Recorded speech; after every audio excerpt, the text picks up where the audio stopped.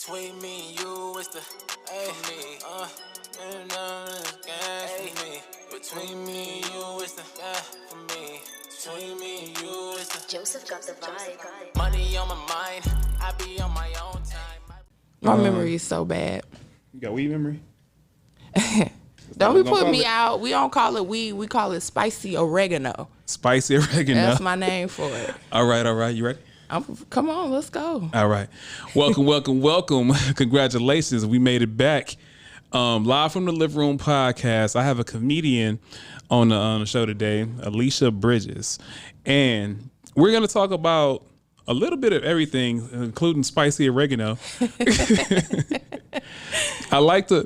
I invited this lady on to the show today because, first of all, I love comics. I love comedy.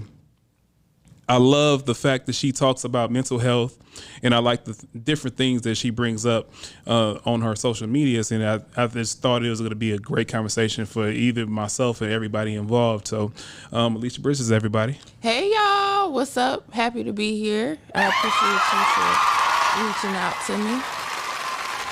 So, you had some spicy oregano at a Waffle House? Or what were you about to say? Don't be putting me out on Front Street, y'all. My code word for weed is spicy oregano. It's decriminalized in certain counties. I know, but I have so much going on. Sometimes that could be a conflict. But funniest Waffle House story. My memory is so bad, so I typically don't remember this kind of stuff. I like to say that I'm living in the moment. I would expect you to say that. That doesn't sound something. That sounds like something somebody that's on spicy oregano on a regular basis would say. Comedians are also very good liars. So it depends on the comedian. I guess that is true. Yeah. So you see how I slid right out of that story? Mm-hmm. You tried it. Go ahead though. Listen, if nothing, I'm the king of Okay. I do have a story. Go ahead, let's get it. And we're gonna talk about spicy oregano. All right, let's go. I made some brownies, some spicy oregano brownies for the first time. This was years ago.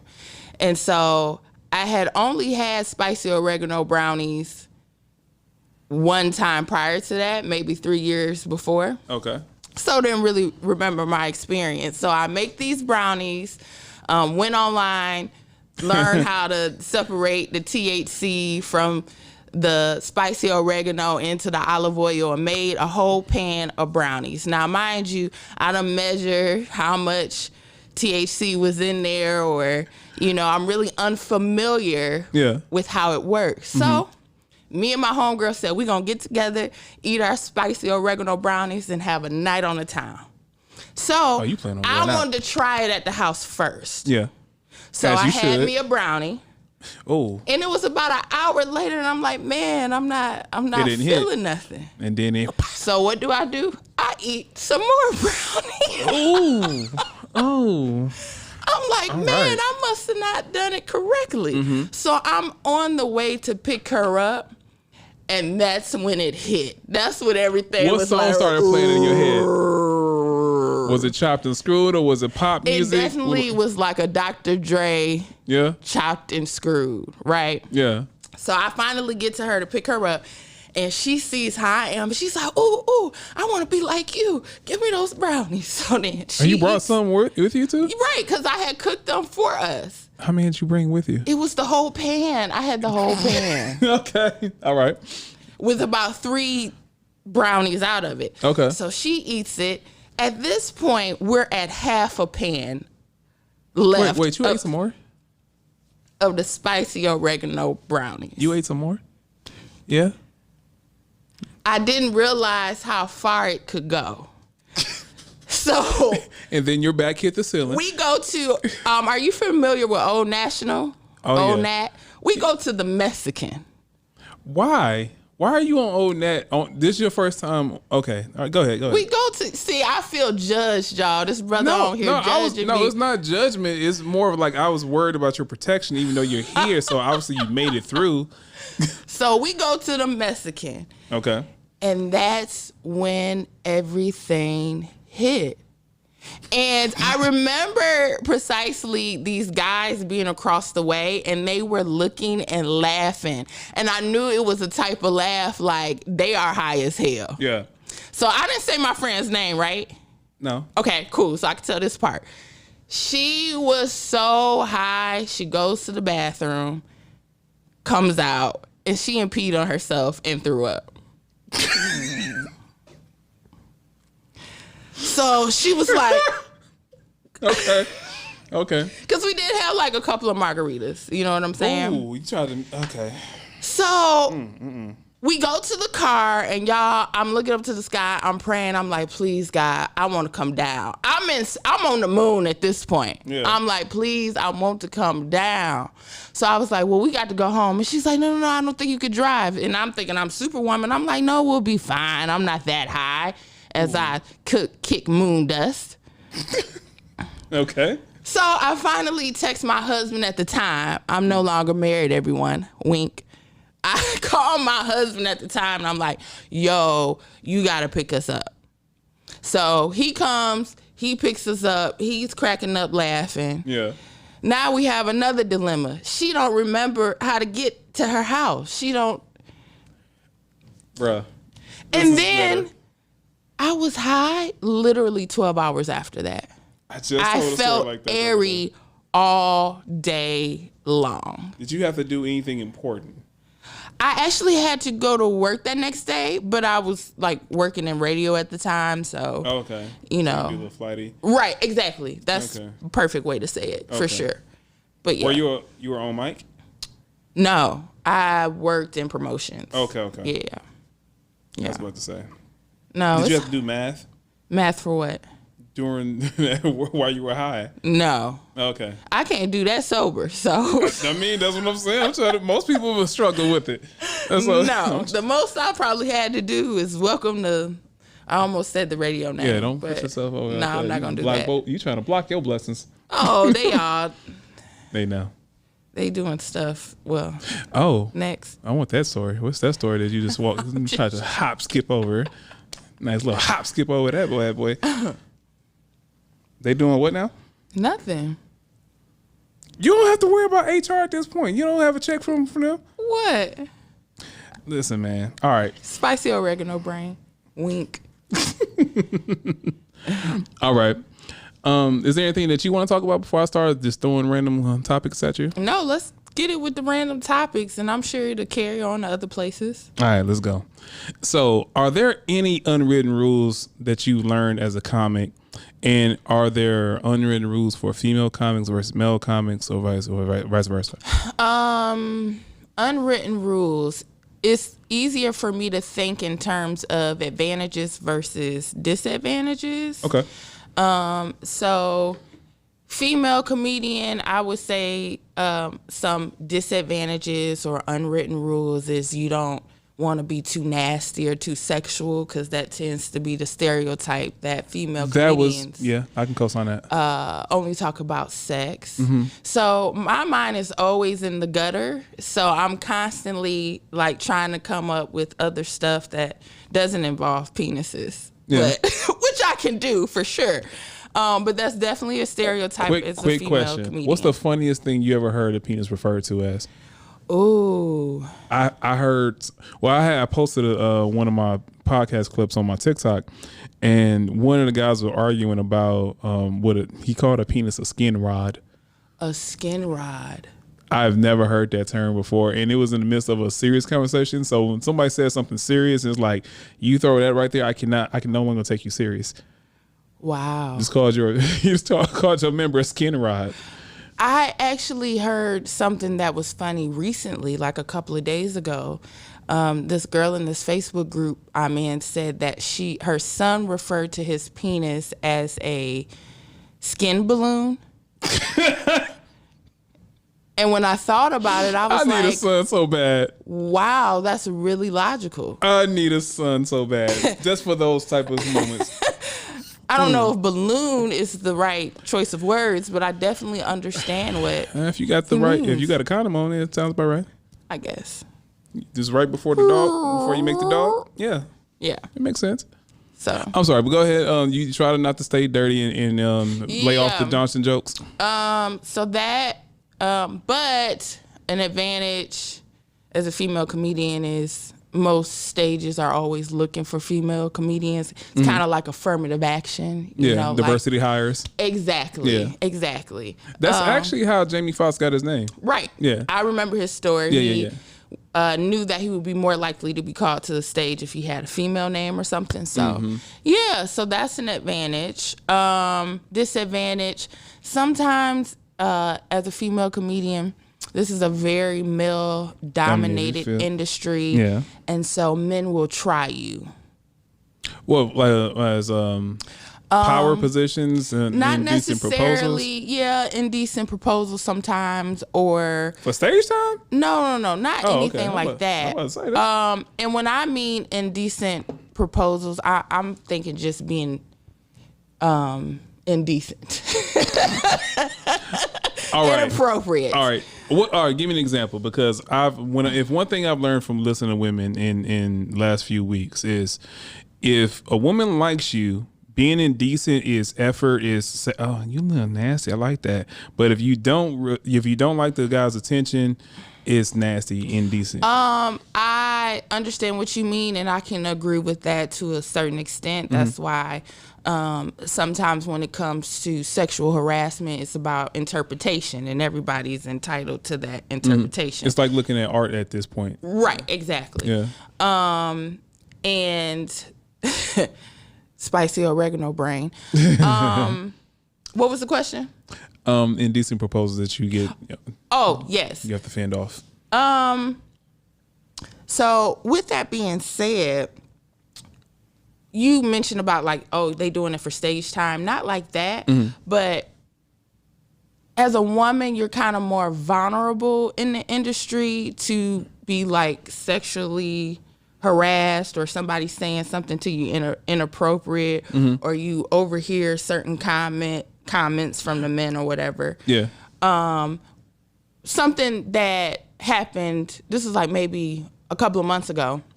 This host called me up on stage. Cool. He's like, oh my gosh, she's just so gorgeous. She's so beautiful. And then he called me up.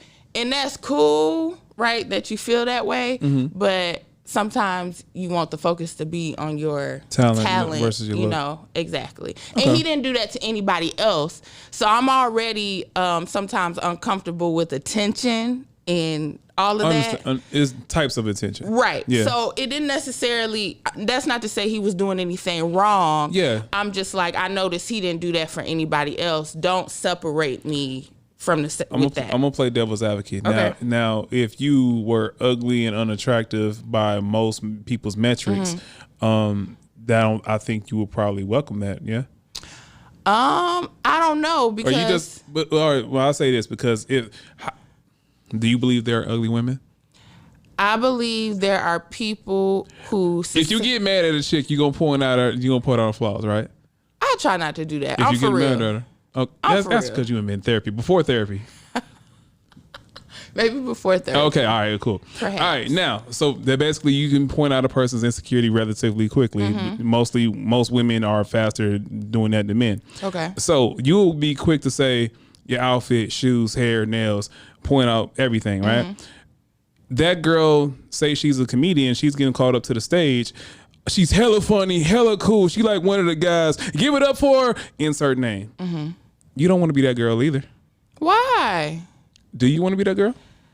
I mean, I could be that girl and still be attractive. I don't need somebody's validation on stage. I think what I'm trying to say is men are conditioned to validate women's appearance, and women are geared more so to having their looks validated too. Right. But I also understand you, where it's like you want to be respected for your comedy and your talent, and you don't want the focus to be on, oh, they eyeballing you as soon as you get up there for the wrong reason. Right. It seems to be on both sides, like a little bit of a gray area and like a nuanced place where we need to go versus where we are. Right. And like I said, that's not to say he was doing anything wrong. It's more so of a me issue. Did it mess up your set? No, not at all. Pro. No. Spicy oregano memory. Listen, it didn't affect me to that point. It was just something that I observed. He sliding DM? No. Yeah, I don't. Listen, when I see that a comedian is trying to like test the waters, we gonna get out, come on back up on the shore. We're not finna do that. I just feel like, don't shit where you eat. So the odds of me dealing with a comedian romantically is slim to Is that chance. just as bad as rappers dating other rappers?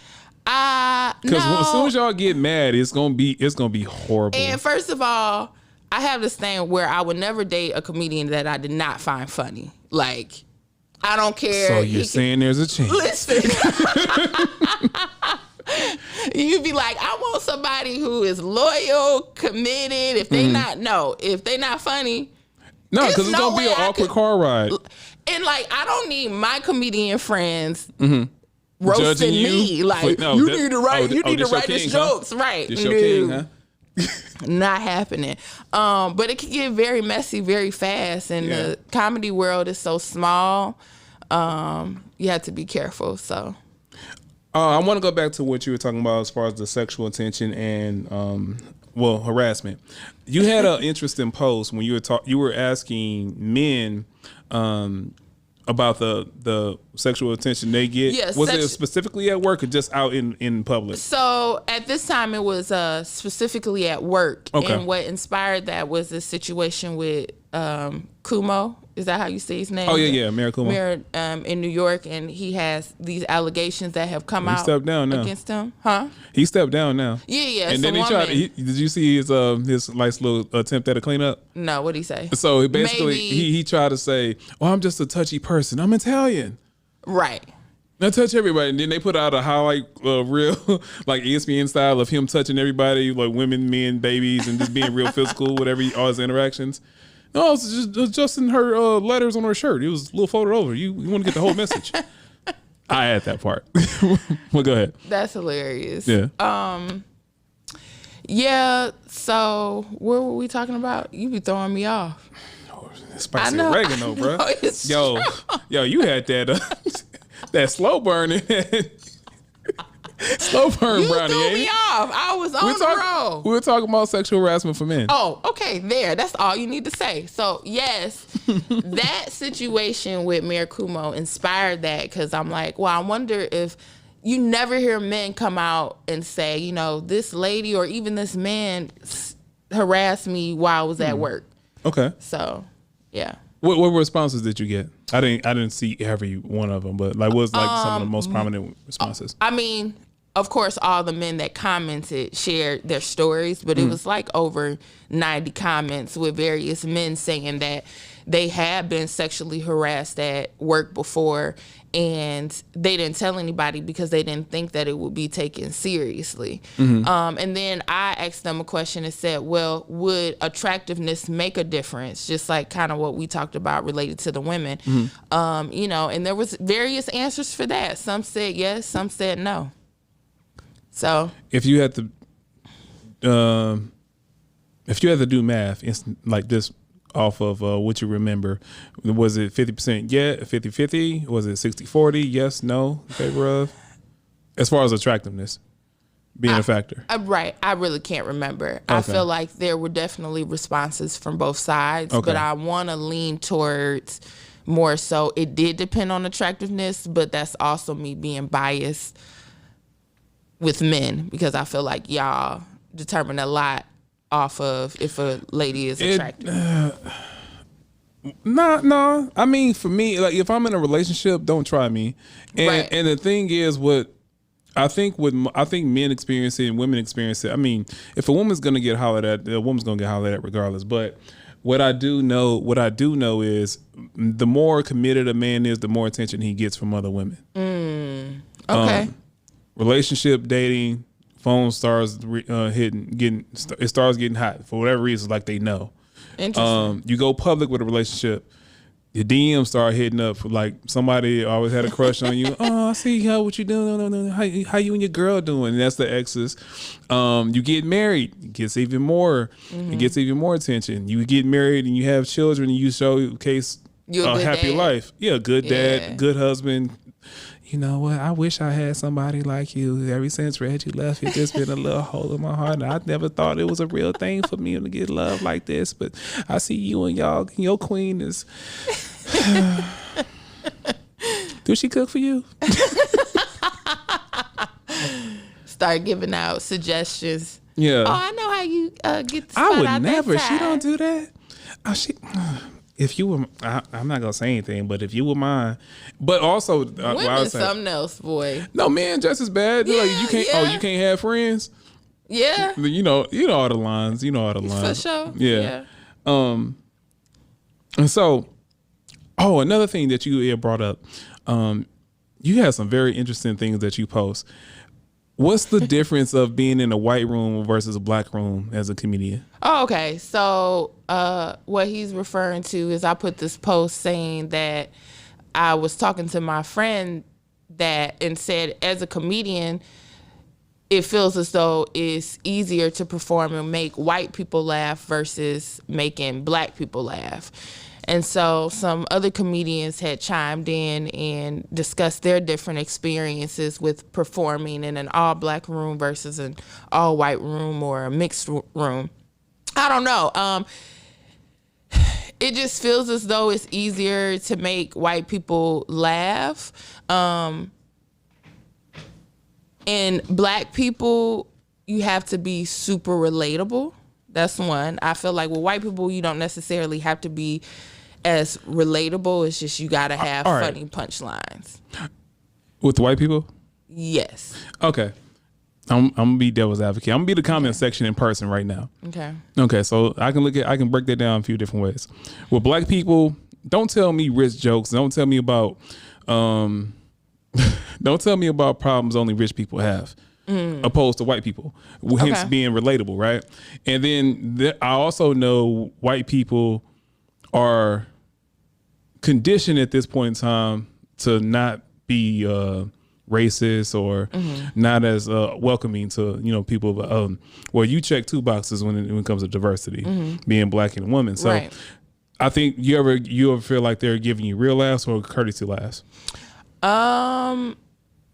It's hard for me to say that because I do think that I'm funny. Yeah. So any laughs I get, would hope so. I feel like it's deserved. But I will say, what is funny in a black room, that's really how I gauge my jokes. So I'm like, if a black room laugh at it, I know it'll work anywhere. If black people laugh at it. I'm glad you said that.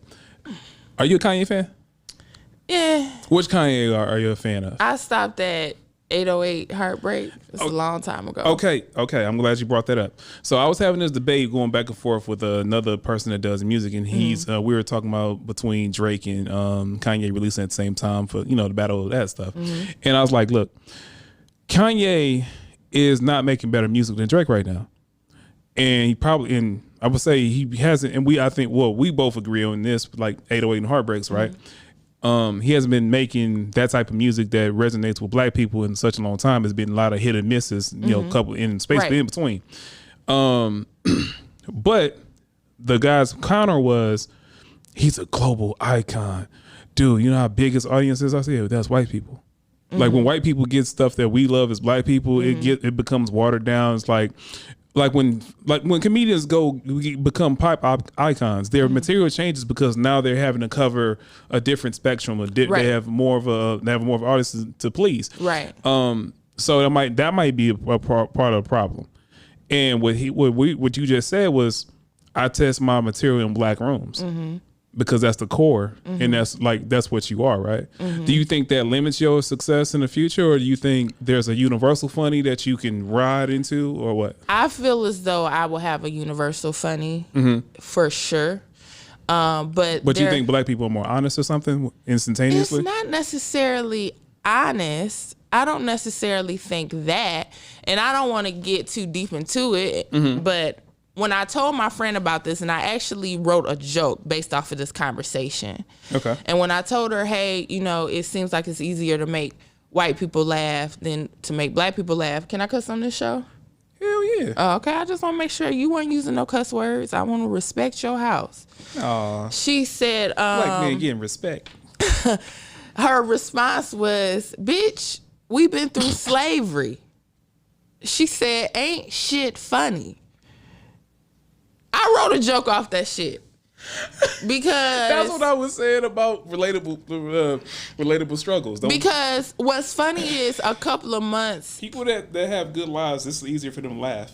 Right. No, that's what my whole joke premise is about. Okay. The difference between black people and white people struggles. And that's why ultimately white people got time to laugh. When you not being oppressed, you got time to laugh at some shit. Big facts. You know what I'm saying? Big facts. When your worry is just to drop off the dog to doggy daycare, you got time to laugh. Black people ain't got time to laugh. We out here struggling, some of us.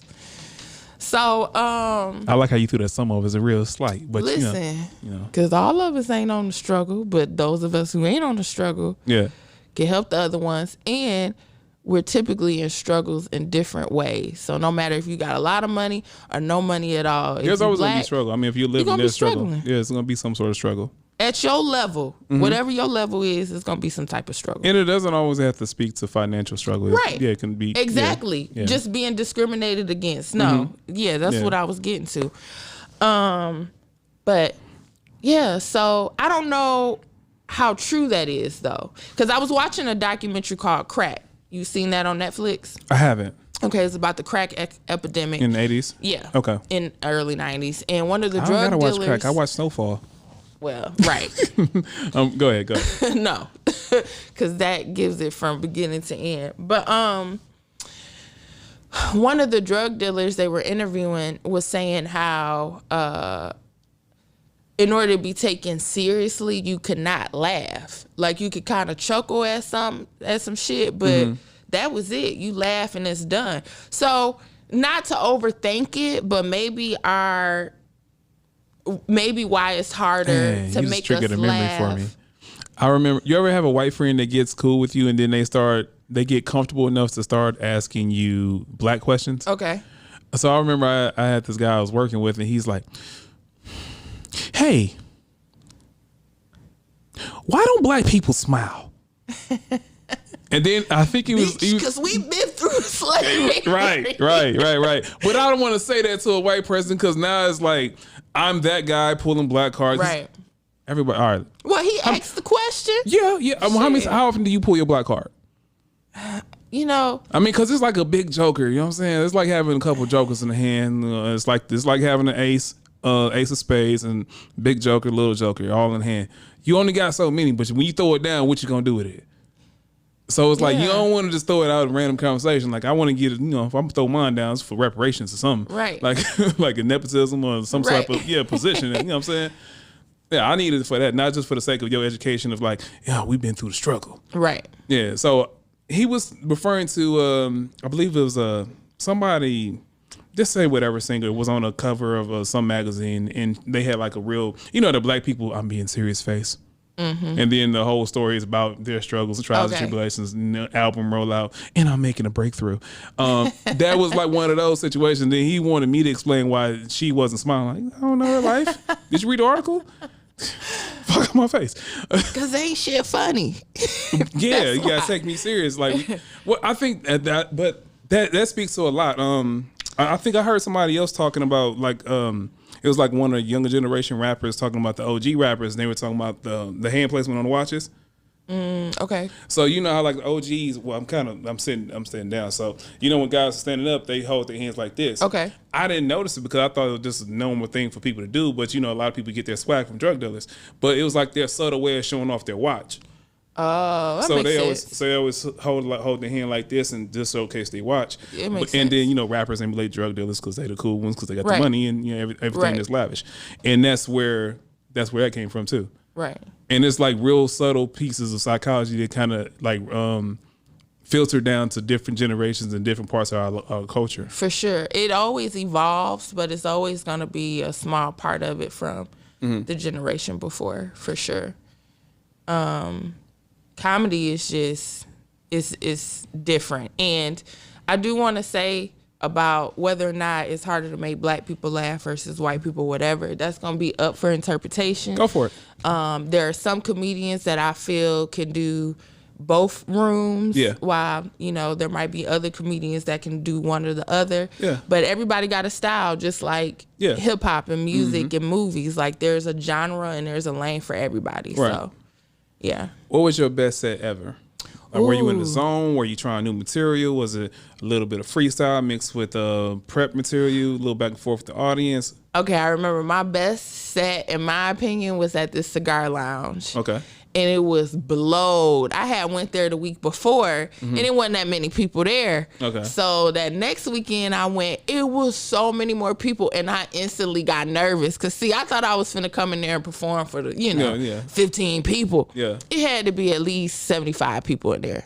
Okay. Like, it was so blowed. And I just got up there. It was probably my longest set.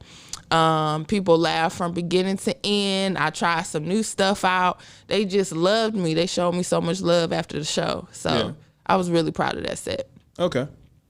Shout out to Derek Nicholson because it was one of his shows. I'm sure he would appreciate I say that. Of course. Like, man, give him respect. What? Worst set. Ooh, worst set. I was at Atlanta Comedy Theater. Norcross? Yeah. Okay. And they were doing my homeboy said they doing this competition at Atlanta Comedy Theater. Let's go do it. Get there, didn't realize you were supposed to do all of this stuff prior to even perform. So now I look like I'm just in there being thirsty. Okay. And not willing to put in the work. Stuff?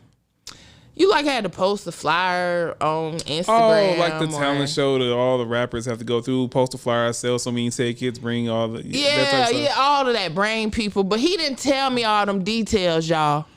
That's a scam anyway. That's a scam anyway. But what was the crowd? Was it the crowd of people that everyone else brought with them? No, because it literally was like 4 people in the audience. Oh, okay. Well, okay, that wasn't the worst set. I'm thinking you about to tell me you got booed off stage. No, I ain't never got booed off stage. Look, I ain't never got booed off stage now. Nah, don't try me like that. No, I've never gotten booed off stage. Okay. But I feel like I need to perform more in order to that to happen. Yeah. So what happened with that set? Was it like just talking and hearing crickets because there's literally no one in there? First of all, it was like literally nobody in there, and they weren't really feeling my material, which they're entitled to that. We ain't come to see you. It's like that type of feel. Kind of felt like that. I mean, they were I remember this one girl in particular, and I haven't seen her on the scene outside of that one time, but she was making them laugh. Okay. She had. And I don't think she knew those people, but maybe she did. I don't know. Mm-hmm. So when they were laughing at hers, I was like, okay, then. You ever drop a dud in front of your people? Like a bad joke? Like, sometimes you have new material and it's not working in a certain room, or maybe you try something new and it's just not working, or you got to fine tune it, right? Mm-hmm. And before you workshop it, you got to catch that, that emptiness. Right. Right. You have a date come support you, or a cousin, you know what I'm saying? You ever have one of those situations where they come out support you and they, woo! I don't know her. Nah. Oh, you got all the slappers, huh? No. Okay. Nah, I have not had bad moments like that. But again, maybe it's because I try to perform at least once a week. Okay. But I also feel like I have material that works. Now, I'm not the funniest person at all, but I'm damn sure not on the bottom end of funny. Okay, when the person on the bottom end of funny tries to talk to you after the show, are you talking to a person that lacks self-awareness? They don't understand how bad their material is? We have a lot of people who, one, have an inflated sense of self. Yeah. In addition to none, zero, zilch, no self-awareness. Yeah. I don't know if it's a little, well, I ain't gonna say that because I get myself in trouble. I say certain things, but it's a touch of something. Okay. Because they don't get it. And you know what I admire about them, though? They be hustling, boy. Yeah. They don't be having no fear in the world. Here I am. I feel like I'm decently funny. You know what I'm saying? Be nervous as hell. And those people, I'll be like, nah, I know, my jokes probably will hit a little bit better than that person. Yeah. They be up there killing the stage every week. They out every night getting that shit. Really? So to me, it's admirable. And sometimes you wish that you had that type of confidence, but is it worth the lack of self-awareness? Well, what's the shelf life for a person like that? Because the same thing kind of happens in music, is where you may not be the most talented, but you're the most consistent. So therefore, you might build an audience just based on that. Right. But you hit your head on the ceiling relatively quickly because your material isn't there. Right. Right. I guess they go for as long as they can be delusional and people book them. Really? And then people also put together their own shows and make an avenue for each other, whether or not it's good or bad. They are creating an avenue for each other. Yeah. So until that gets wore out, have at it. You're going to keep doing it. All right. For sure. I don't want to go right into the mental health stuff right away, but what I will say, I was having this conversation about music another day, and we were saying that people that are in the midst of a struggle or people are in the middle of a beef, they make the best music. The tortured soul makes the best art. For sure. Same thing with comedians. Kevin, I won't say Kevin. Dave Chappelle, after the debacle and Chappelle show, and he made his comeback on Netflix. And then Chris Rock after his divorce. It's like Jay-Z with a 444. Stuff like that. It's like you have your most gripping material based on the hurt. Beyonce, Lemonade. Gotta throw the diversity higher in there. But it seems like that when their life is in turmoil, the audience gets the fruits of that. But comedians kind of go through the same thing, yeah? It's hard for me to answer that because while that concept that you just talked about definitely applies in other areas of my life, like I'm writing a book and that book comes from something I was going through 2 years ago. Okay. My comedy has not reached that yet. Now, I will say there are moments in my comedy where I'm going off of life experience that may not have necessarily been that pleasant. Yeah. But I'm offering it to these people in a comedic way. Yeah. But as far as like having a tragedy where I was able to really draw from that as of late, recently, no, I can't say that. Okay. But I can definitely see how that concept applies. Now, I noticed that you post a lot about mental health and the work that you're going through. Are you still in therapy, right? Yeah, always. You said you've been in therapy about 8 years? On and off 8 years. On and off 8 years. Same therapist, switch up therapist? I've had 4 therapists within 8 years, and I had to switch because either it was insurance or they give free services here or something like that. Okay. But 4, yeah. Did you feel like, well, I don't know what will be the female equivalent to this, but I know for men, it's like going to the same barbershop and going to another barber. That's blasphemous. Kind of, because it's like, I gotta explain. I gotta go back to childhood, catch teenage years, and then facts. And then we got, what happened last week? But you got all that information beforehand. Yeah, I'm holding on to this one. I ain't had she been my baby girl for like 2 years now. I'm holding on to this one. Yeah. Yeah. So what, have you ever had a disagreement with your therapist? Oh, yes. Can you speak to that some? Because I've been there too. The reason why I say that, because I've been there. I'm like, I say one of my therapists, she told me, and I specifically chose sought out a black woman. And I was like, just telling her about my problems and whatever. And she basically like, just put yourself out there, just get out there and just do whatever. And I was like, did you tell me to be a hoe? wait, what?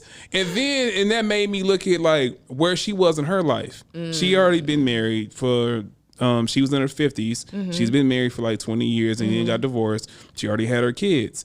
Me, I haven't checked those boxes. I have no kids and never been married. So the thing is, like, what I'm looking for is for something she already had. And for a person that's already checked those boxes, right? You're just looking for companionship and fun, right? So go be a hoe, right. Yeah. And it's like, is that your professional opinion, or is that just where you are in life giving me advice? Right. And well, I'm how do you paying know the difference? She's supposed to be giving you a professional.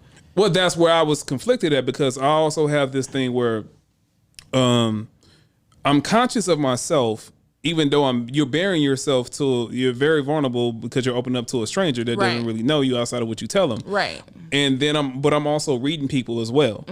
So it's like I hit a rock in a hard place when I'm assessing the advice that she was giving me. And I was like, did you just tell me to be a hoe? I could have talked to the homies for cheaper. Right. Matter of fact, the money I'm giving you, I could have took that to the strip club and then went to the club or a hookah lounge, you know what I'm saying, and then just been a hoe and had a whole lot more fun. Right. With body glitter on my pants. But anyway, tell me about if you ever had a beef with a therapist and why. Most recently, this one that I've had for over 2 years, and I hate when she's like, I'm feeling resistance. I hate that fucking word. She black. Okay. I'm feeling resistance. Now, is she a Christian? Is she a spiritual? I feel like she's spiritual, which is what I need. I don't, need it coming from her. And the reason why I ask is the reason why I ask is because of the difference in advice. Oh, yeah. So my very first therapist I had through a church, only went to 2 sessions, very heavy on the scriptures. So I said, you know what? I don't know what I need, but it's not this. So I understand that. Yeah. I mean, I'm sorry, go ahead. I want to keep stepping on you. No, you go. Well, the thing when people are church therapists, right? I can read the Bible myself. Right. I can talk to my people in the church community, and I'm looking to understand my emotions, my traumas, my triggers. How do I forgive somebody versus you just giving me quotes in scripture? And that's what it was, not getting to the core. Right, and that's where a lot of people have trouble when it comes to talking to people in the church or seeking advice from people in church, because there are certain pieces of nuance of traumas and triggers that you're trying to navigate in different ways of communicating that just isn't gonna get it when you say, just go read this chapter, and then give it to God and live and let go. Right. I believe in that too, but at the same time, I need to figure out how to access this part of me that I'm having trouble with, and also how to communicate. Maybe I need to let a person go, or maybe I need to try to build a bridge between them, and you're not really helping me with that. Right. And that's I think a lot of people have beef when it comes to the Bible thumping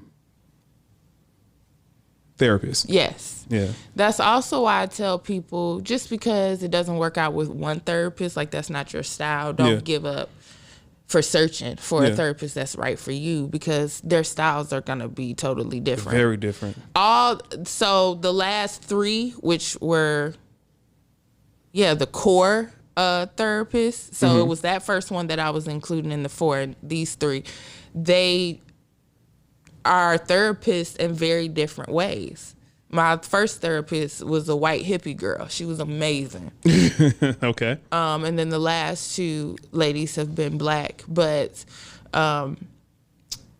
recently, me and my therapist had Kevin Samuels just called in. He said, you don't want to be under the tutelage of a black man? Be on what? Under the tutelage and guidance of a black man. Lasting nigga. He's so crazy. I don't know. I wouldn't have mind a man. No. It's not a lot of them. It's not a lot of them. Male gynecologists. So it's like, at that point, you could do that. You could have a male in any area of your life, to be honest. Okay. So it was nothing to do with that. It just happened to be women. But okay. I guess that's one way to look at it. All right. But we had a difference in how I perceived the situation. Okay. And the suggestion that she gave of how I should be perceiving it, I did not agree with. Because, they can't give advice. Can you give an example?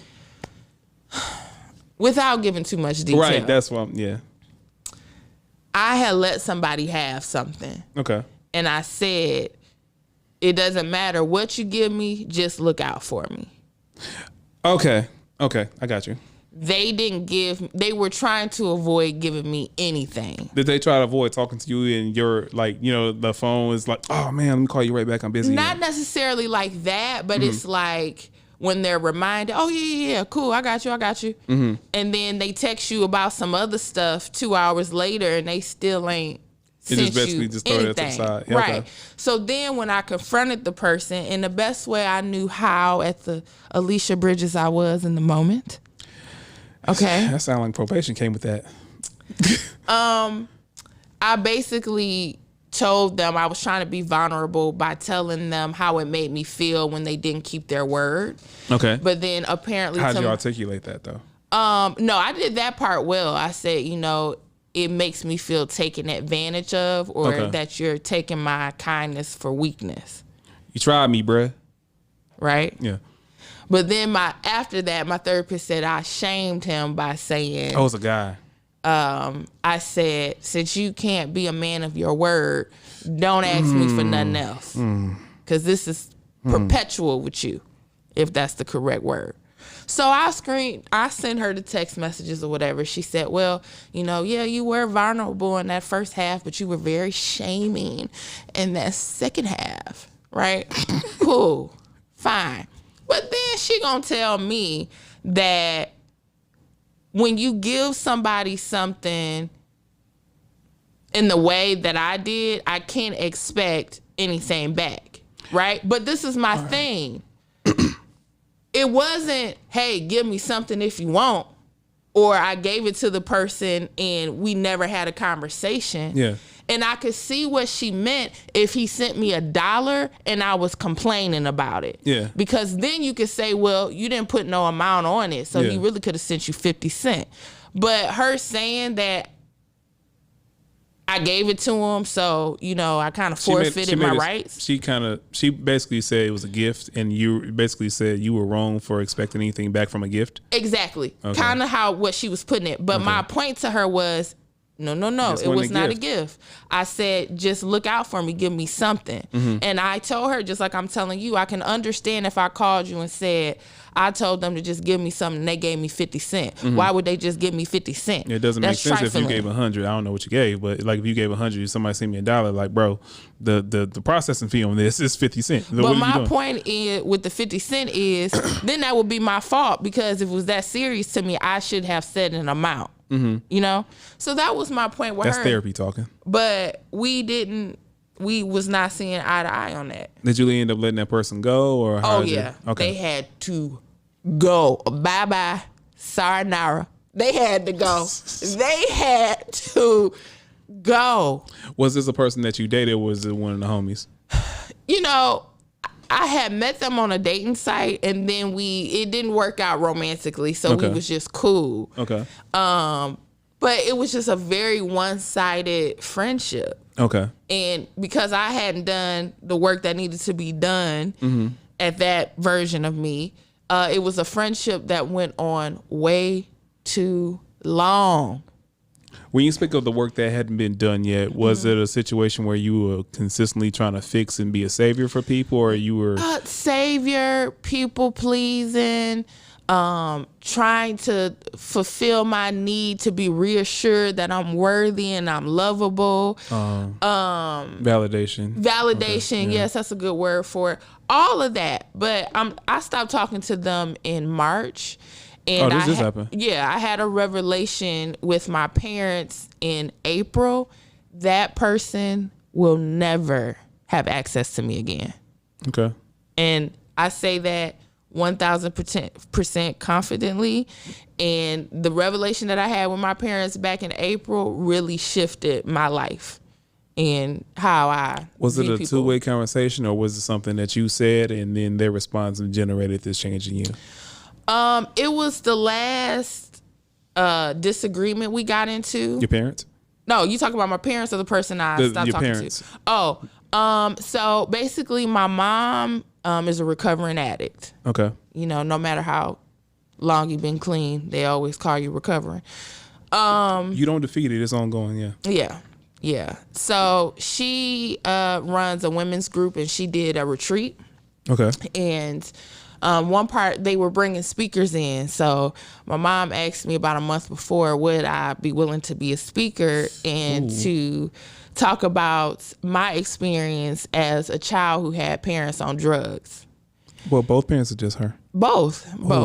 And so me and her have never really had a conversation about it. So that's dangerous. Yeah. She signed it up for it. Well, my mom is very aware. And you know what? I gained so much respect for her that day because I talked for about 45 minutes and I said the good, the bad, the ugly. I said how what I learned through therapy and my trauma is, you know, why I was running into so many issues romantically and some of my bad attributes. Has that changed your love language? Has therapy changed your love language versus the person you were seeking validation prior to? No, it hasn't. It's always been the same before or after. Now, do you correlate that with what you did or didn't get receive as a child? If anything, I correlated with what I got too much of because I live with my grandparents. Oh, so you set the state set the bar and you like, if it's not that, it's not real. Not that it's not real, but this is just what I enjoy with people. Because you asked about the love languages and if it changed since my, you know.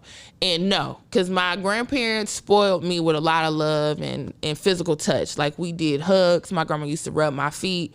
And quality, I got a video with her singing to me like 2 years ago, my big grown ass. She's singing Rockabye Baby.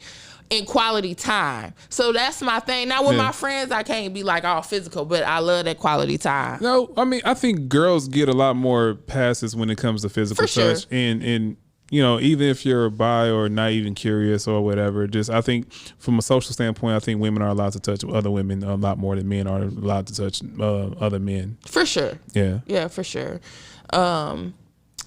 But with my mom's group, went and spoke for about 45 minutes, said the good, the bad, the ugly. And the reason why I gained respect for my mom because she didn't tell me that I was wrong in my perspective. She didn't beat me up for my side of the story. It was literally like, thank you for telling your truth. Now, was she talking as you were talking, or is it basically whatever you got the feedback from her after you went on your... It was days later. So so she had to let it cook a little bit. So I just talked to them and then they asked me questions at the end because these women have kids that, you know, had to see them with their drug use. So they're trying to get... Oh, that's great. I mean, it probably sucked for your mom, but it's also necessary for both you and her to have that conversation. Because usually what I've learned with all the different people I've lost in my family over the last few years, a lot of times those type of conversations only happen when a person's gone. Right. And I'm glad that you guys were able to have that moment while, you know. Yeah. Because that changes, like you said, it changed your life, right? And honestly felt a release. Yeah. So I love epiphanies. So this is how I came with the epiphany, and it came years later. So I love plants. Like this is my thing as of late. Okay. And so I volunteered at a camp for kids with skin diseases about 4 years ago when I had the plant, and I knew the plant needed to be watered while I was gone, but I knew I would have nobody to water it. Right. So I Googled and found these aqua globes that are supposed to water your plant up until a week.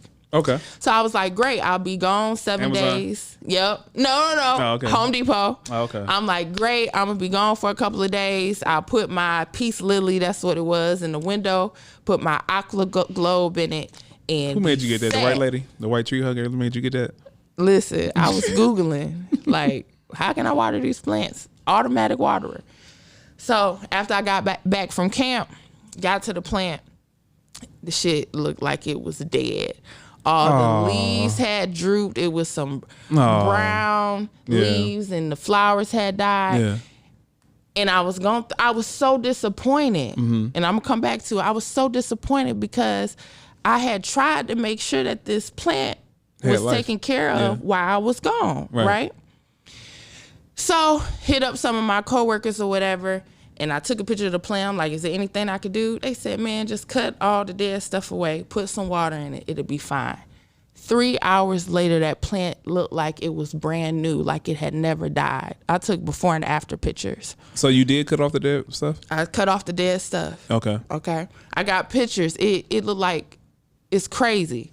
So 2 years later, I had that epiphany with my mom, because I used to be so mad at her, and I felt like her leaving me with my grandparents was abandoning me. And I realized it's about intention. Just like with my plant, my intention was to ensure that it was taken care of while I was gone, because I couldn't do it. I see what you're saying. But even when my intention was good, it still was some damage that occurred because it's just my lack of experience, you know? So when I look at my mom, I look at her the same way. I'm the plant. She was the person who was doing her best that she could. Her intention was to leave me with my grandparents because she knew that they could do what she couldn't do. But even in the midst of that, damage occurred. So, but it don't mean that the damage is irreversible or you can't fix it. But finally, I've gotten to a point where I know there was some things that needed to be fixed, but it also allowed me to give her grace. Because now I know it wasn't on purpose. That wasn't her intention. And so with that epiphany, I instantly, after that talk, I forgave her. I used to have so much resentment, like when she'll be like, be careful, right, at this age. Because in my mind, I'm like, you weren't doing that when I was a teenager. You was doing your thing. But now it gets on my nerves, but not for those reasons. Okay. So that's a long story. I'm sorry. No, I like that. I like that. I mean, I hope that helps somebody else. I know that helped me see something different. And I love alliterations and parables. So I love stuff like that. I want to go back to what you said about meeting a guy on a dating app. What has being on dating apps taught you? Because I know I learned a lot about myself, and I learned a lot about people in general via dating apps. So what is the main thing that has taught you about yourself? Hindsight, I guess is 2020, is that addicted to love in a sense, because you just don't know how to be by yourself. And dating websites make it easy for you not to be by yourself and just jump from one person to the next. So I wouldn't say in a sense that I'm a love addict where I just gotta have a relationship, but it's like you always just gotta be talking to somebody or you don't feel fulfilled. And so now that I don't have that need anymore, I can now see the difference between what it is to be comfortable in your loneliness and not dating versus how anxious and crazy as hell I was back then. So it's hindsight. But what did you learn about people? I learned that a lot of men on dating sites are avoidant when it comes to communication and being emotionally available. And dating websites make it easier for them to meet and dispose of women.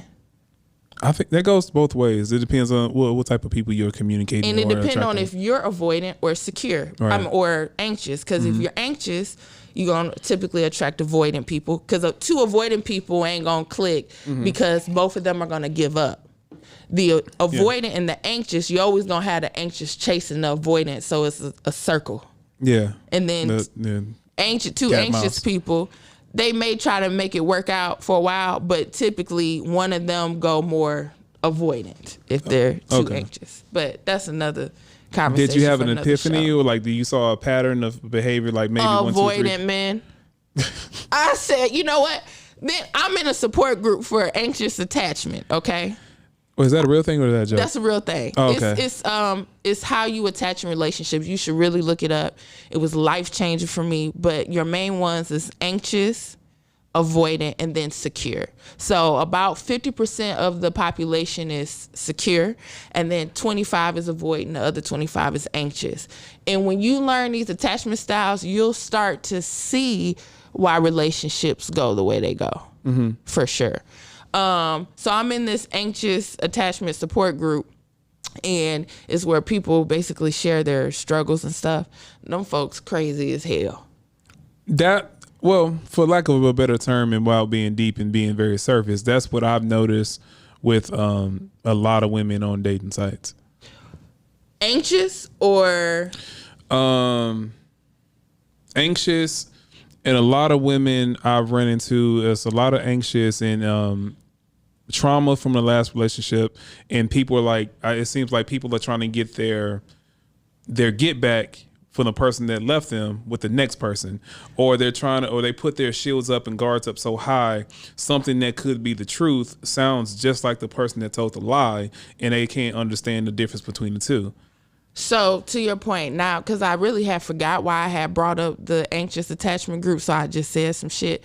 But the reason why I brought it up was to say that in that group, they have posted articles about how most people on dating sites are either avoidance or anxious, that you don't have too many secure people on there because they not pressed about finding love, because they know it's going to either come or it's not going to come. And so... yes, on those dating sites, you're going to experience that. Most of the women that you come across... Well, I'm off now. Yeah. Oh, I'm done with it too. But most of the people that you're going to come across on them dating sites is either anxious or avoidant. So... I would say I ran into both. I don't know if I have I would probably lean towards more anxious. Okay. The avoidant ones... Well, I think with me, I'm the king of follow-up questions. And what I noticed with a lot of people in just communication, not just necessarily dating, but people who are very surface or don't really have thought out understanding of what their points are, or not really secure in what they're trying to say or trying to project, a follow-up question would make all that crumble relatively fast. And when speaking to someone, a couple follow-up questions like, hey, explain that a little bit further. They're either going to get defensive based on they feel like you're attacking them when you're really not. Just like, I may agree with you, but I just want you to explain it more for me. Well, I would advise you not to take that personal. I don't. As a person who is anxious, and I have a very hard time sometimes being vulnerable enough to articulate what I want to say. And will shut down, it's not a personal thing against you. So most recently, I had a really tough conversation with somebody, and I had prayed before we had the conversation, because I'm like, I don't want this to escalate, because I really want to do better. It was a guy. Okay. So when we were texting about, us having this conversation later, and he was saying his side, I started to feel anxious. Did you feel attacked or? Not attacked, but I start to get anxious because the conversation isn't leading the way I thought it was going to lead. Okay. Right? So I start getting anxious, and then either when I'm anxious, I'm going to shut down, or I'm going to come off as defensive. But really, I'm just having a panic attack. But this time I took a deep breath. You know what I said? What's that? What I just told you. I'm having a really hard time being vulnerable enough to articulate what I really want to say. So can we come back to this later? How much have you gone back to it? Yes. How much time did you need? I would say a couple of hours I was okay. Okay, so it happened within that day. Yeah, it happened within that day. Okay, that's fair. So then we talked, and again, then the situation was it a talk or argument? Because somebody it was a talk. Okay, it was 1,000% that means a talk. There's a big difference in between the two. That's why I was asking. Yeah, no. And dealing with this particular person, now I see the difference, because we never argued. We had challenging moments, and we were always able to respect each other, say what we needed to say. If I shut down a little bit, because I'm still practicing. Always able to handle it, so it never got bigger than what it was. Okay. But in my point in saying that is, in the past, I would have just shut down. I would have just stopped texting. But this time I said... Looking back at the situation in which you were talking about, though, that was sparked the conversation, how important was it? Or was it more so the situation that made you anxious, and it wasn't leaning towards what you were normally, how you thought it was going to go? Was it something that would generate something that would say, this is a non-negotiable, I need to leave this person alone, you need to leave me alone? No, it was nothing toxic. Okay. Nope. It was nothing toxic. Really, Okay. just circumstances and timing. Okay. Yeah. Okay. So nothing toxic at all. Okay. Yeah.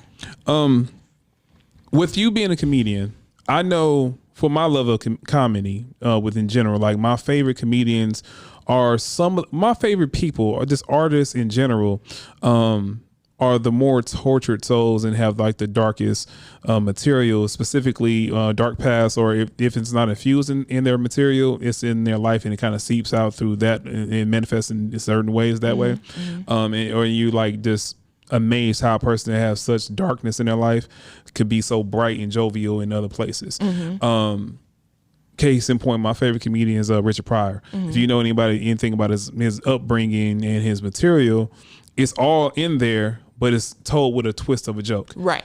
And it is funny because it's psychological genius in which you take your pain, put it in front of the people, because it's a therapy session, whatever, how many audience members you have, and the way that you package it is basically, I got you on a string with the punchline. And then what also makes it relatable. Yeah, storytelling is all my favorite. They're the most crafty. They're the MCs. They're MCs. It's really mic control, crowd control, all that comes into play for me. And what I do know with you being in therapy, do you think your material has suffered or gotten better from it, or has it really affected you? I always feel like I'm getting better, and I always feel like what I'm doing at that point in time is me doing the very best I can in everything that I can. So I have no other choice but to get better. Okay. Now, has therapy been a direct influence on that? I don't know. I'm sure it's worked in some kind of ways. I will say the biggest thing that has helped me with being a comedian is skydiving and jumping out of a plane at 10,000 feet. That makes well, that's how you know it's scary when somebody throw in the math on it of it. At like that's 115 miles per hour. That's when you know more math on top of it. That's when you know something is expensive. You're like, this cost me, and then insert the price. You're like, I was hurting when I did that. Listen. So how would you equate that? Just like facing your fear of getting in front of the crowd and the anxiety? Because if I can jump out of a plane at 10,000 feet, there's not a thing I can't do down here on the ground. I think about that shit every time. I be scared. I be nervous. My stomach be hurting. I be like, Alisha, you and jumped out of a plane, sis. You could have died. The worst these niggas might do is not laugh, sis. You gonna survive. Yeah. Get your ass up there and I give me an imaginary pat on the butt. Get your ass up there, girl. And it's not sexual harassment because you're doing it to yourself. Exactly. That's self-love, baby. All right, when you give yourself the metaphorical pat on the butt, do you like do the little pat like a football coach, or is it like a little hold, just enough to make it jiggle? It's just a pat, like. Oh, just enough to make it jiggle a little bit. Exactly. A little shake. All right, I had another guest. She was talking about how girls twerk, and she was like, it's like she's called it a happy dance. Do you think there's something to that? I feel like if you twerking, you damn sure better be happy about it. I have nothing to say to that. I'm not a twerker, but every time I thought about it, I have seen angry twerkers, but they were strippers. But yeah, because that's like muscle memory for them. So at that point, it's like, yeah. I thought about doing a funny video where I'm a stripper, but I'm disengaged from the stripping. So like I'm shaking and I'm like reading a book because I'm like studying for school. Like that's a real thing. I've seen that. I'm saying, that's what I'm saying. It's muscle memory. Like I've seen a girl have a whole conversation while shaking in front of me, and I'm like, doing makeup. What? Yeah. So I'm like, you need steady hands for this. She's like, no, this ain't number knees, baby. I'm good from the top up. Ain't nothing moving. She could have cooked some eggs, flipped up arms. You know what I'm saying? Hilarious. And I was like, yo, y'all really are athletes. For sure. But what was the question? Was there a question? I thought it was. Twerking happy dance. Yeah. Oh yes. Yeah. You already answered that part. Yeah. So where do you see your career going? Do you have an idea what you want? Do you have agent? Like how are you going about it? I am a woman of many talents, so I'm interested to see what's gonna latch on and help me to expand my entire self. Because I got the comedy, I got the chronic illness advocacy, I'm writing a book. I really think I don't want to give too many details away, but when I tell you this book is going to be crazy, it's going to be such a blessing. I've been just asking God, hey, don't give nobody else's idea. You see me down here working, dog. I'm trying to write it, get it finished. Yeah.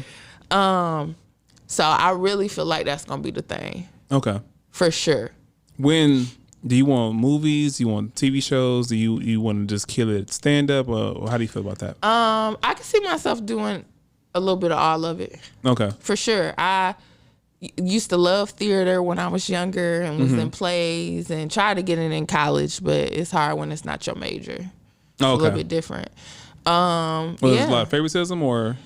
They always gonna pick the people who's in the major first, as they should for like plays and stuff. And you know, I wasn't better than them. Okay. I probably could have got there, but you know, it's just, and you gotta typically be a triple threat. So you gotta be able to sing, you gotta be able to dance, and you gotta be able to act. Yeah. And I definitely can't do them first two. Period. So that took me out the slot for some of them positions in them plays. What about radio? I know a lot of comedians end up in radio or some form of format. I wouldn't mind doing radio. I interned in it. I worked in it. I got experiences in a little bit of everything. I worked in TV, radio, ad agency. I am a jack of all trades, but you know that comes with a master of none.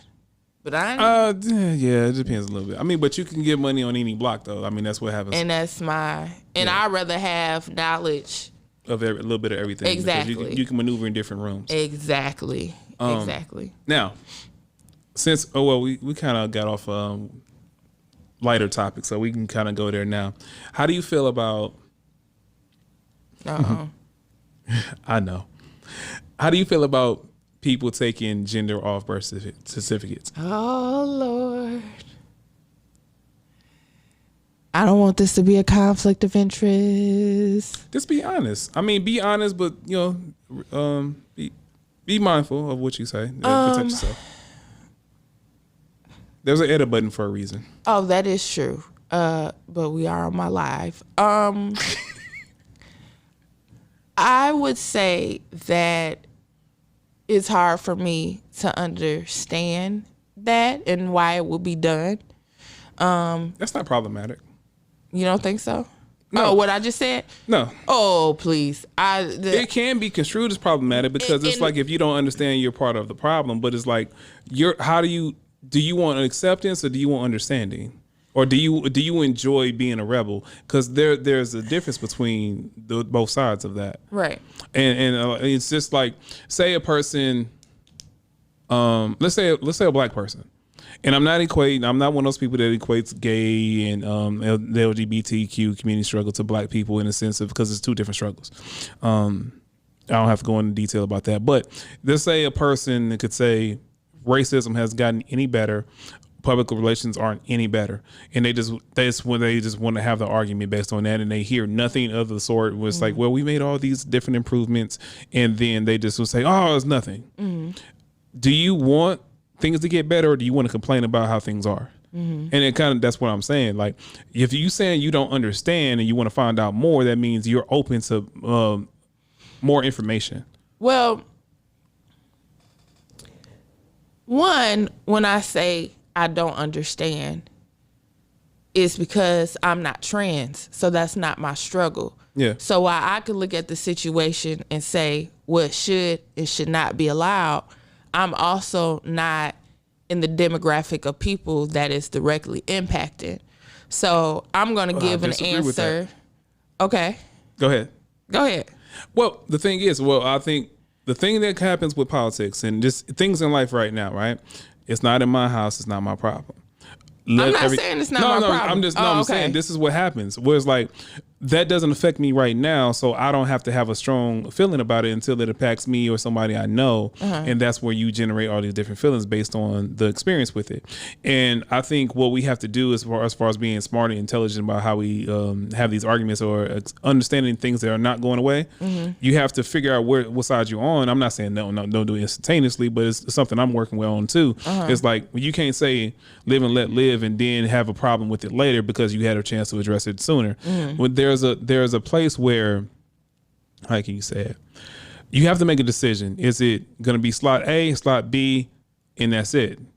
And that's kind of what gender is with some people. And then you have some people saying there are more than two genders. And that's where you have to make a decision. It's like, all right, is it two genders or is it more? Or are we open to the information that there are going to be more? And then the people that are saying there's more than two genders, what are the other genders than the male and the female that we've come to know? I mean, there's other countries that believe in more than one gender. I mean, they're being taught here now. It's not a crazy theory. Yeah, and that's what I'm saying. That's where it's like we have to basically pick a side at some point in time. Why do you think you have to pick a side? Do you vote? I do. Do you vote strictly Democratic or just strictly Republican? Or do you vote based on issues? I vote based on issues, but typically I'm going to lean more towards liberal. But as I get older, it starts to be some moderate right views. Yeah. And what that says you think about the issues and like maybe I might vote for a Republican in my jurisdiction, like in my like alderman or something like that, right?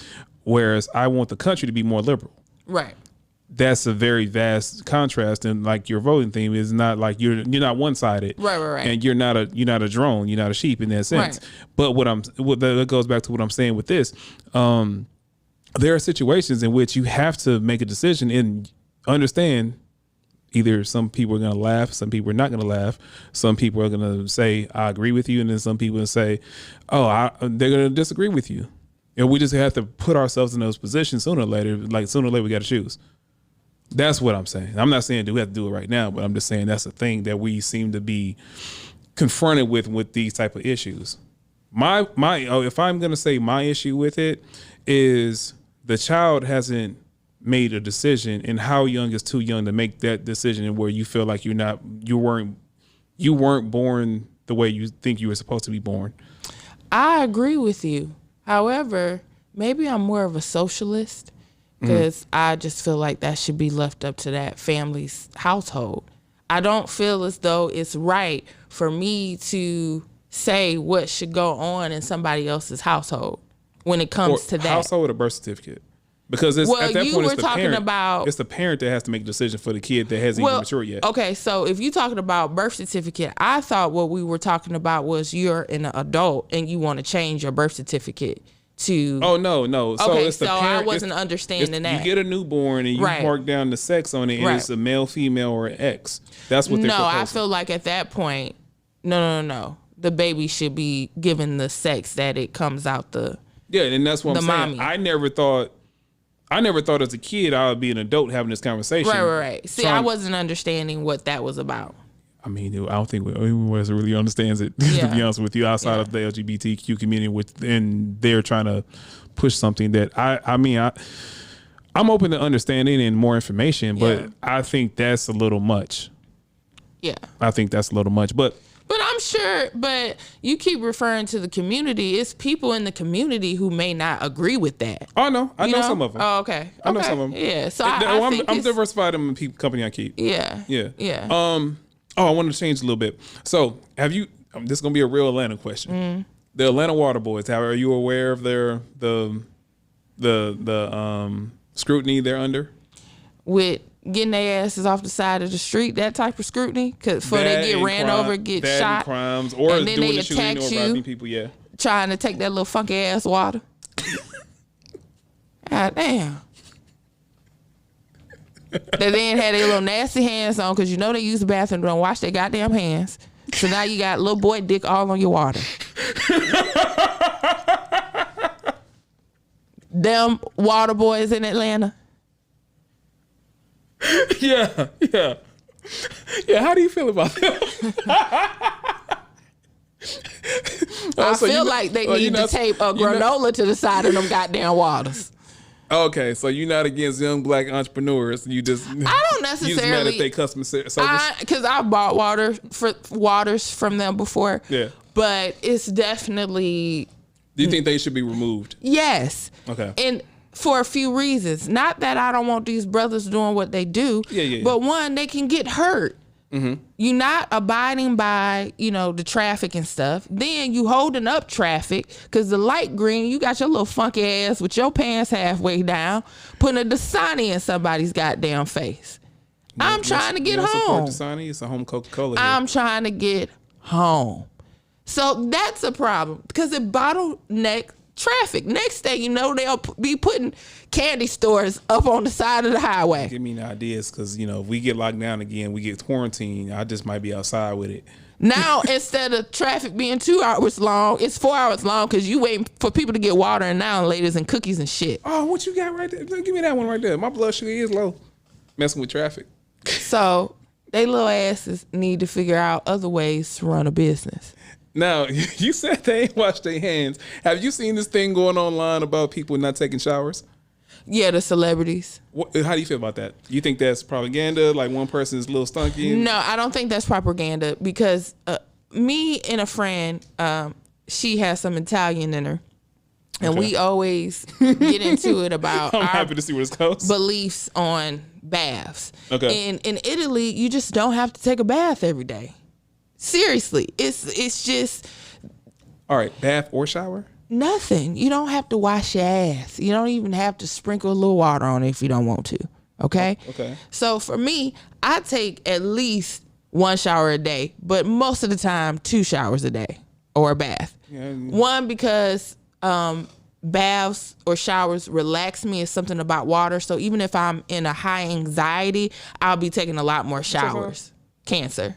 Oh. Yeah. So I can't relate to the I could not fathom not taking a shower. Get my ass in some water just from the relax. That's one of my favorite parts of the day. Yeah.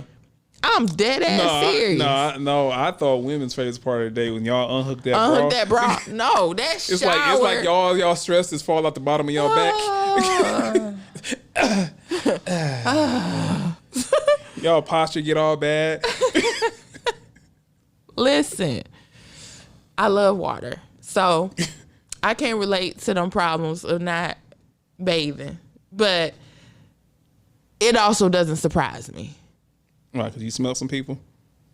No, not that I smell some people, but it just doesn't surprise me that folks ain't getting in the shower and washing their ass every day. Mm-hmm. It just does not surprise me. And really, I don't know why we're so focused on it any damn way. I'm not with them people. I don't know what made it. Well, it's just a celebrity that said it and then it kind of set up. Yeah, and everybody been chiming in on it. Okay. I mean, outrage makes the moves the algorithm faster than anything. No, I agree, but I'm not outraged. Say something toxic. I'm trying to get my numbers up. Don't be using me. Do not be using me. It goes both ways. We on your live, not mine. Don't be using me. Why you got all the rapper hand movements? Is that the Michigan? It's a mix. Little mix of both. South and Midwest. Okay. What's your favorite thing? Best and worst thing about being single in Atlanta? Ooh. Best and worst thing. Best thing is I have my peace and I'm only emotionally responsible for myself at all times when you're single. To me, that's a good thing. Mm-hmm. Okay? Worst thing about being single is in Atlanta is finding somebody you actually can have a thing with. It's just always either you like them more or they like you more and the like ain't equal. Mm. Or they ain't looking to really settle down. Or maybe they are looking to settle down, but they a dog. They be cheating. So that's the hard part, just finding the right person. Speaking of cheating, what about, have you ever had somebody try to sell you on polygamy yet? Yes. And what was your response?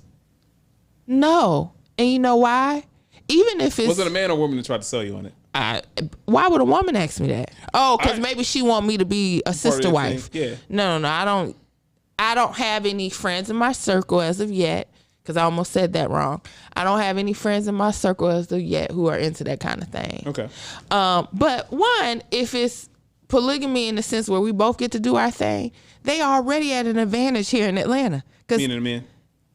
Huh? Right. Yeah. Because you gonna have so many other viable options versus me, who really don't be liking to be bothered with nobody anyway. So no to that. And then the other thing about, well, you know, got him and then he got all of these girlfriends. Boy, bye. Okay? Can't even afford one. Why are you treating him like a water boy? That's why he's selling water. Boy, bye. Okay? I don't got time to be doing all, because you know they're going to have kids. That's why they want to do the shit. You know they're going to have kids. Okay. I never heard that take on it, but I never thought about that. It's a community. You know, you raising your, and I get the concept. I'm just saying it's not right for me. Now I'm the single sister wife with no kids, and I'm babysitting they little snotty nose kids all day long. Oh, you can turn yours off. Because it won't save if it powers off. So my whole thing is, not my whole thing. It's just what I think the easiest thing that I think the thing that most people equate polygamy to, I would say more so the doubters or people outside it. I think we equate it to guys just trying to have all the girlfriends and threesomes and foursomes or whatever they can, you know, have access to, right? And the few people I've talked to that are for polygamy, they sell it more as a community. Right. Community. We're gonna have a balance. We're gonna stop the wealth gap because we're all working together as a team. And from a woman's perspective, and this is how I perceive a lot of women doing it, I think they put themselves in position, and I'm speaking from an Atlanta standpoint, not global, because I don't necessarily know the differences. I'm just speaking to the culture I know here. I feel like women compromise on things, and that's a compromise of saying, okay, I know who you're messing with, and I'm trying to keep it safe, and also it minimizes me being jealous because we're all a team. And if we're all a team, you know, how bad can it really be? Yeah, I think a lot of times it's, I know this man gonna cheat on me, so instead of forcing monogamy on him, I want access to him, I'm gonna have to be willing to share him. That's what I feel like it is sometimes. Yeah. Have you ever had that talk with yourself, or how do you feel about it? I have had that talk with myself, actually. And what's your number? Because it usually come with a price or with some type of, what would make you want to share, man? I don't know. He would have to have a lot of money and be taking care of me financially. And I'm not even that type of woman. But for me to like say this 1000% would make it worth it, I would say without a shadow of a doubt. And you know, if he was cool, like I liked him, and he had a lot of money, and we still kicking it, and he paid my bills and stuff, no, I wouldn't pass it up. Okay, I don't want to share the broke motherfucker though. I mean, okay. I like how you did ad libs after. I like how you did ad libs after he stopped talking. Though it's like watching the Chinese kung fu movie with the subtitles. You're like, you have dishonored my family. You put two extra head twists on it. I say that, and I'm not even that type of woman, to be honest. Like, I'm not. Yeah, you said that when we were talking about high value men, and you don't equate it into money. Like, well, nobody wants a broke person, but at the same time, it's like. And that's why I said financial stability. Yeah, because which is the difference. If you can be financially stable at $50K, I don't know how you doing your money. To me, that's stability. So long as you're not living check to check and robbing Peter to pay Paul, then. You know, that's cool. That's stability to me. You don't have to make 100K. I mean, most people ain't even gonna make that. Facts. Well, I like to end on a laugh. I like to start with a laugh and end on a laugh. So, what's your funniest? This is only gonna happen in Atlanta story. Damn, funniest. This is gonna happen in Atlanta story.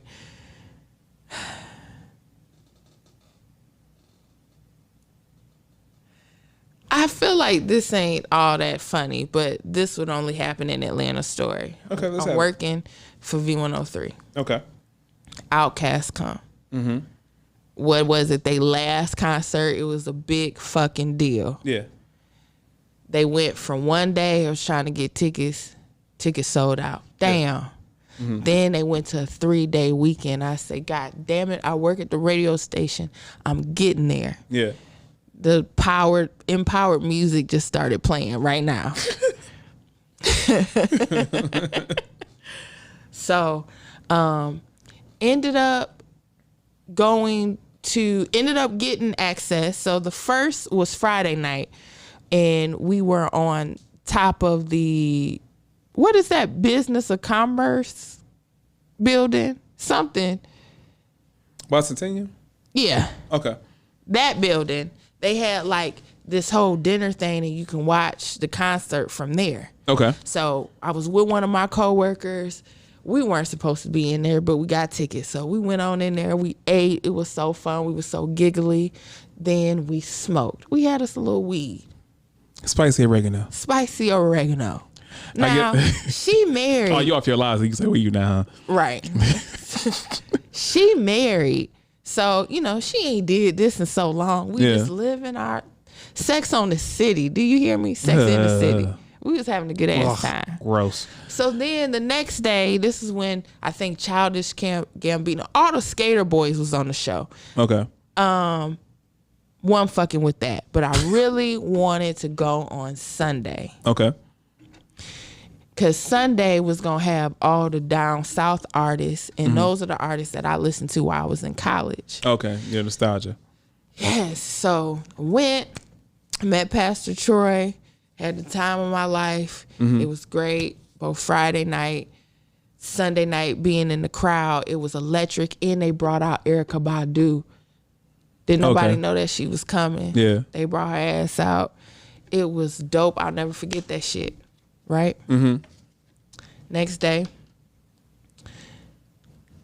supervisor poke her head in the door and she says, Alisha, can I see you down in Rick's office? Oh, shit. Not even clicking. I'm like, okay, let me get my notepad and pen. Yeah. My pen and paper. Mm-hmm.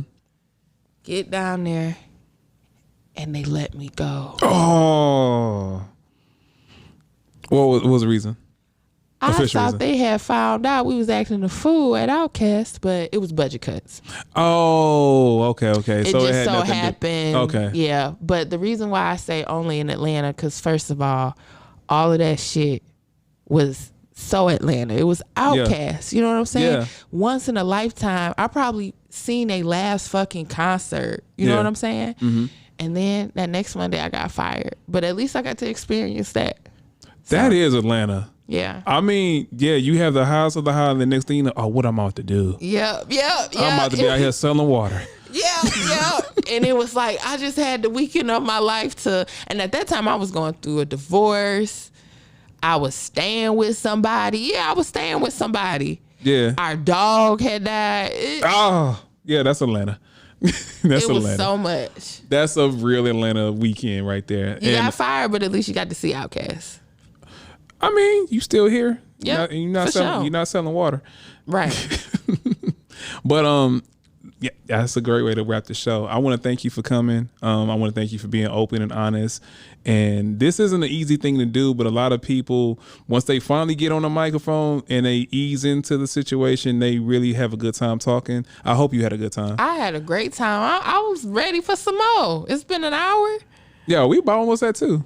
Wow. It goes so fast when you're having a good conversation, yeah, right? for sure. So I'm definitely going to have you back on. And what I want to do in the future, I like having a mixture of people so we can have different opinions in the room. Oh, and for then, sure. But I wanted to put the spotlight on you, namely because you're a comedian. I like to support comedians. Thank you. And I also want to put a highlight on women too. Thank you. So absolute thank you. And don't let this be the last time you come here, because this has been fun. And I know we have much more fun. We have more people here too. For sure. Listen, I want to thank everybody for your time. Whether you agree, disagree, leave it in the comment section. I might laugh at you, I might agree. Either way, thank you for your time and your energy, and let's do this again. This has been Live from the Living Room. Peace. That was fun. Joseph got the vibe. Money on my mind, I be on